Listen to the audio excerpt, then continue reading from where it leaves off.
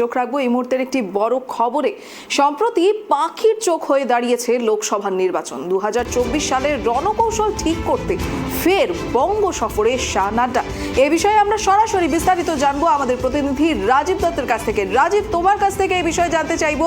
গতকাল রাতেই কিন্তু কলকাতা এসে পৌঁছেছেন তারা এবং আজ বঙ্গ নেতৃত্বের সঙ্গে তাদের এক গুরুত্বপূর্ণ বৈঠক। এ বিষয়ে আর কি তথ্য রয়েছে?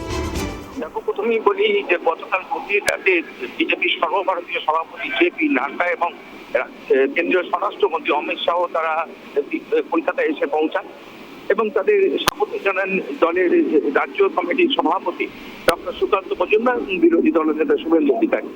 আজকে তাদের ভাষা কর্মসূচি আছে, মূলত 3টে বৈঠক হবে এবং সেটা নিউ টাউনের হোটেলে 2টো এবং এছাড়া ন্যাশনাল লাইব্রেরি ভাষা ভবনে একটি বৈঠক আছে।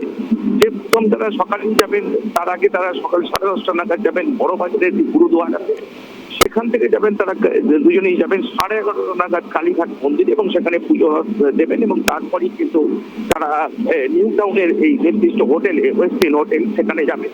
সেখানে দলের কোর কমিটির নেতাদের সঙ্গে বৈঠক করবেন এবং এই বৈঠকের পরই কিন্তু তারা চলে আসবেন, দুজনেই চলে আসবেন ন্যাশনাল লাইব্রেরিতে এবং সেখানে যে আইটি অর্থাৎ বিজেপির যে মিডিয়া সেল আছে, সোশ্যাল মিডিয়া সেল আছে, সেই সেলের যারা দায়িত্বে আছে তাদের সঙ্গে কথা বলবেন এবং যারা বিজেপি সমর্থিত যারা বিভিন্নভাবে সোশ্যাল মিডিয়ায় পোস্ট করেন তাদেরও ডাকা হয়েছে। এই বৈঠক অত্যন্ত গুরুত্বপূর্ণ যে তাদেরও এই বৈঠকে ডাকা হয়েছে, তাদের সঙ্গে কথা বৈঠক করবেন। তারপরে কিন্তু তারা দুজনেই চলে যাবেন সল্টলেকের ওয়েস্টিন হোটেল এবং সেখানে 6টা থেকে 7টা 1 ঘন্টা দলের নেতাদের সঙ্গে আবার বৈঠক করবেন। বৈঠক করার পরই 7:30 নাগাদ তারা দুজনে চলে যাবেন দিল্লির উদ্দেশ্যে। অত্যন্ত গুরুত্বপূর্ণ যে 2024 নির্বাচন, লোকসভা নির্বাচন এবং সেটা একদম আসন্ন, সেই নির্বাচনকে পাখির চোখ করে এই রাজ্য থেকে 35টা আসনকে লক্ষ্য করে তাদের সাংগঠনিকভাবে বিস্তার শুরু করলেন বিজেপি এবং তা প্রচার শুরু করে দিলেন যে কিভাবে সংগঠনকে কাজে লাগাতে হবে, দলের নেতাদের দায়িত্ব বন্টন, সেই সঙ্গে জোর দেওয়া হচ্ছে social media. Social media BJP অত্যন্ত শক্তিশালী এবং বিজেপি আইটি সেল না, যারা বিজেপি সমর্থিত যে সমস্ত আছেন লোকজন আছেন যারা সোশ্যাল মিডিয়ায় পোস্ট করেন তাদেরও বিজেপি যথেষ্ট গুরুত্ব দিচ্ছে এবং সেই কারণেই কিন্তু এই সরকারের বিরুদ্ধে যে অভিযোগগুলো, এই সরকারের বিরুদ্ধে বিভিন্ন সময় যে দুর্নীতির অভিযোগগুলো হয়েছে সেইগুলো কিভাবে মানুষের কাছে নিয়ে যায় ভোট ব্যাংককে শক্ত করতে হবে তারই আজকে নির্দিষ্ট দিশা দেবেন কেন্দ্রীয় দুই নেতা জেপি নাড্ডা এবং স্বরাষ্ট্রমন্ত্রী অমিত শাহ। তারা দীর্ঘক্ষণ 3টে বৈঠক এর মাধ্যমেই তারা ঘোষণা করে আজকে এইটা বলতে পারো যে একদম 2024 এর লোকসভা যেটা দোরগোড়ায়, লোকসভা নির্বাচন দোরগোড়ায়, তার আগে কিন্তু ভোটের প্রস্তুতি শুরু হয়ে গেল, সাংগঠনিকভাবে ভোটের প্রস্তুতি শুরু হয়ে গেল, কিভাবে তৃণমূলের বিরুদ্ধে লড়াই করতে হবে এবং দলের নির্দিষ্ট দায়িত্ব কোর কমিটিকে দায়িত্ব দেওয়া হবে, কার কি দায়িত্ব, অর্থাৎ একদম গ্রাম লেভেল থেকে শহর সর্বত্র যাতে প্রচারটা ঠিকঠাক হয় এবং দলের মধ্যে কোনো বিভাজন না হয় সেই বার্তায় দিতেই কিন্তু দুই নেতা আজকে কলকাতায় এসে এবং মেগা বৈঠক করতে পারো যে লোকসভা নির্বাচনের আগে এই মেগা বৈঠক থেকেই আজকে তার টার্গেট বেঁধে দেওয়া শুধু নয় যে কিভাবে মানুষের কাছে নিয়ে যেতে হবে, মানুষকে ভোট ব্যাংকে অর্থাৎ মানে তৃণমূলের যে নেগেটিভ গুলো আছে, দুর্নীতির অভিযোগগুলো, সেগুলো কি ভোটে পরিণত করতে হবে সেই বিষয়টাই কিন্তু চূড়ান্ত ভাবে জানিয়ে দেবেন কেন্দ্রীয় দুই নেতা জেপি নাড্ডা এবং কেন্দ্রীয় স্বরাষ্ট্রমন্ত্রী অমিত শাহ।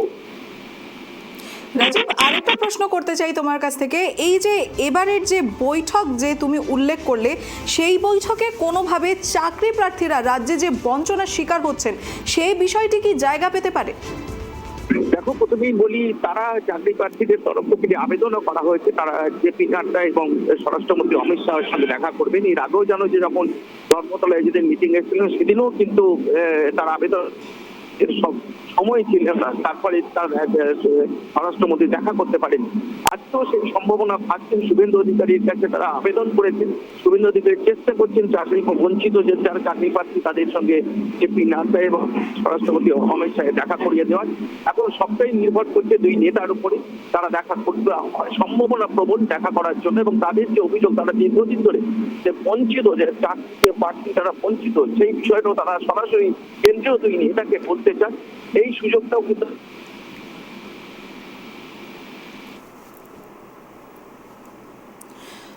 রাজীব, আরেকটা প্রশ্ন হচ্ছে গিয়ে আমার, এই যে রাজ্যে বহু ধরনের কিন্তু এই সমস্যা বর্তমান রয়েছে, এবং সেই সাথে যেমনটা আমি বলতে চাইছি সেটি হচ্ছে এই যে গুরুত্বপূর্ণ যে বৈঠকটি রয়েছে এর মধ্যে অবশ্যই শাহ নাড্ডা আজ উপস্থিত রয়েছেন। তো এ বিষয়ে দলীয় সমর্থকরা কি বলছেন, তারা কি এই বিষয়ে কোনো মন্তব্য করেছেন এখনো অবধি? প্রথমেই বলি যে আজকে মূলত বৈঠকটা কিন্তু দলের নেতাদের সঙ্গে এবং সেখানে জেলার নেতারাও থাকছেন এই বৈঠকে, এবং সেই বৈঠকে কিন্তু একটা বার্তা দেওয়ার চেষ্টা হবে যে এক ইউনাইটেড ভাবে কাজ করতে হবে, কোনো বিভাজনের রাজনীতি চলবে না, এবং দল যাদের প্রার্থী করবে তাদের যেটাতে পূর্ণ দমে নেমে পড়তে হবে, সেটাই কিন্তু বার্তা দেওয়া। পাশাপাশি এটাকে অত্যন্ত অ্যাক্টিভ হওয়া, এটাই কিন্তু আজকে তারা বার্তা দেওয়ার জন্যই আজকে কলকাতায় এসেছেন দুই নেতা। ধন্যবাদ রাজীব। এদিকে বড়দিনের রাতেই কলকাতায় এসে পৌঁছলেন শাহ নাড্ডা এবং আজ যাবেন কালীঘাটে, এমনটাই কথা রয়েছে। এদিকে 2024-এর লোকসভা নির্বাচনকে পাখির চোখ করে দলীয় কর্মীদের সঙ্গে বৈঠক করতেই অমিত শাহের এই কলকাতা সফর বলেই কিন্তু সূত্রের খবর। আর স্বাভাবিকভাবেই শাহের এই সফরে তার সঙ্গে রয়েছেন বিজেপির সর্বভারতীয় সভাপতি জেপি নাড্ডা। তাদের বিমানবন্দরে স্বাগত জানাতে যান রাজ্য বিজেপি সভাপতি সুকান্ত মজুমদার।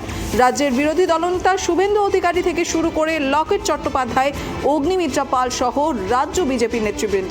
দলীয় কর্মীদের এই উন্মাদনা দেখে বলা যেতে পারে যে গাড়ি থেকে নেমে সমর্থকদের কাছে গিয়ে তাদের সঙ্গে কথাও বলতে দেখা গেছে অমিত শাহকে।